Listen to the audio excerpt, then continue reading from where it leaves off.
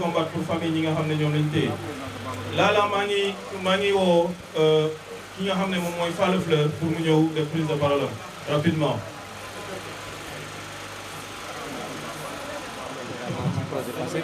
Elle a fait la prison. Bonjour tout le monde. maa ngi leen di gërëm la fekkee ngeen ñëw fii mais je me dis que la fraternité c'est dans la joie mais aussi c'est dans la peine tey ñun ñëpp nu ñu génnee woon bekk le fait que ñu indi fii la coupe yaakaaroon naa ni aussi te yaakaar naa ba léegi nii tamit noonu la ñu war a naqaree ñu xeex le fait que ñu bàyyi suñu frère yi ñu téye fële ca Maroc parce que c'est une prise d'otage tout simplement.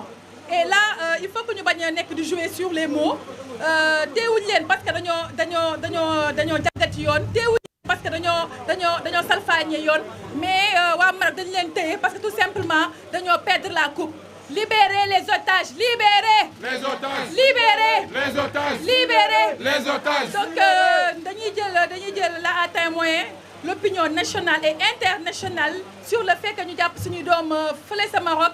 te teguñu ko ci lenn teguñu ko fenn alors ce qu'ils ont fait dañoo dem ñu daal def seen simulacre là de procès qui n'a respecté ni procédure ni règle te loolu day gën a wane ni ñoom dañoo jàpp suñuy frère parce que tout simplement dañoo bëgg a fayu li nga xam ne daa rot seen loxo muy la coupe mais là je dis là au Maroc la une CAN ça se gagne ça ne se paye pas une CAN perdue sur le terrain ne se rejoue pas au tribunal et devant ses juges. Libérez les otages, libérez les otages. Libérez les otages. Merci beaucoup. Di saluer présence su monsieur Babacar Ndiaye, président Ligue sénégalaise de football et premier vice-président de la Fédération sénégalaise de football. Monsieur Aliou Goloko qui a fait la marche ak ñun. Di remercier képp kuy autorité ku fi nekk. Et si par ricochet ci lay invité le président de la commission juridique monsieur Blaise Diagne a fait sa prise de parole. Blaise Diagne s'il vous plaît. Blaise Diagne.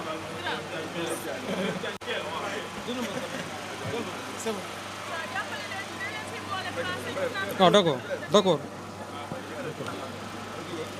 Bon, merci d'abord à toutes les personnes qui sont ici présentes. C'est bon. Ok. Donc, je tiens tout d'abord à rappeler les relations qui ont existé jusqu'ici entre le Maroc et le Sénégal. Les deux peuples ont toujours jusqu'ici été considérés comme des frères. Et je ne pense pas que ce qui s'est passé lors de la finale peut mettre en péril toutes les relations qui ont eu à exister entre ces deux nations.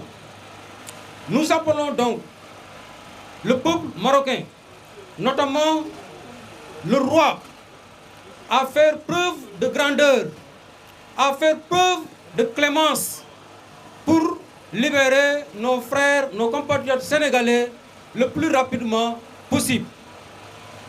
Nous rappelons également à l'État, c'est vrai, il est en train de faire des efforts. Depuis ces 2 derniers jours, nous constatons des efforts venant de leur part. Mais il ne faut pas que ces efforts cessent. Il faut qu'ils continuent les efforts diplomatiques pour faire libérer nos compatriotes. Il faut également qu'ils veillent à la bonne... ils veillent à ce que nos compatriotes vivent dans de bonnes conditions dans les prisons marocaines. Ça, c'est important. Pour finir, nous tenons vraiment à remercier la société civile sénégalaise, le monde sportif qui est ici présent, mais également la population rufisquoise dans son ensemble, mais plus particulièrement l'ASC Lebougui, les populations de Dangou Nord dans sa globalité. Nous ne saurions oublier la presse qui, depuis lors, a porté le combat et a fait en sorte que le Sénégal prend ce dossier-là en main. Nous n'oublions pas également les supporters de Alekaza. Merci beaucoup. Merci beaucoup. La délégation rufisquoise remercie M. le maire de Rufisque Nord, Hassan Kassé, qui les a accompagnés, M. Malik Mériko et M. Hassan Diané, qui sont des autorités publiques. Nous remercions aussi la présence du président du Djaraf, M. Sersek, qui a fait la marche avec nous et qui est vice-président de la Fédération sénégalaise de football. Alors, Adama Faté, je vous remercie. Alors, pour la prise de parole, l'ancien ministre, M. Serigne Mbacké Ndiaye.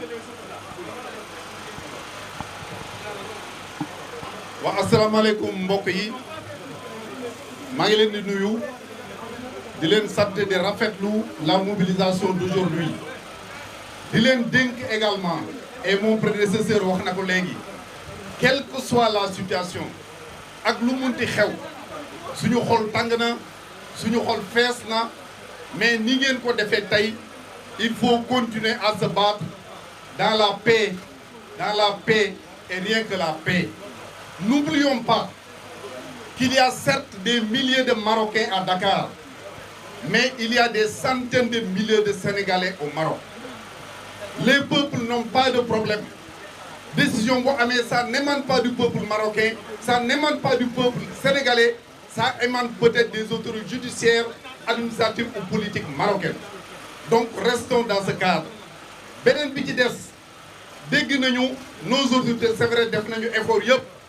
parce que premier ministre wax na ni lépp lu ñu mënoon def nañu ko mais ñun dañ leen di fàttali lu ñu leen waxoon dès le départ tey situation bi à mon humble avis il n'y a que la diplomatie religieuse pour régler ce problème ku xam Maroc xam na le royaume chérifien fan la teg la tariqa Tidjaniya man personnellement def naa ay démarches auprès de certaines familles religieuses qui sont disposés aujourd'hui à intervenir mais réew mi dafa am boroom kër gi dafa am boroom c'est la raison pour laquelle pour la énième fois je demande à son excellence monsieur le président de la République de mettre en branle cette diplomatie religieuse jiite ko ci le représentant du khalife général de Tivaouane mu Serigne Babacar Sy Mansour ndax bi suñu baay ba Alaaji Abdou Sy génnee àdduna les Marocains dañu mettre le drapeau en berne loolu wane na fan la ñu teg la xet tarixa Tijaaniya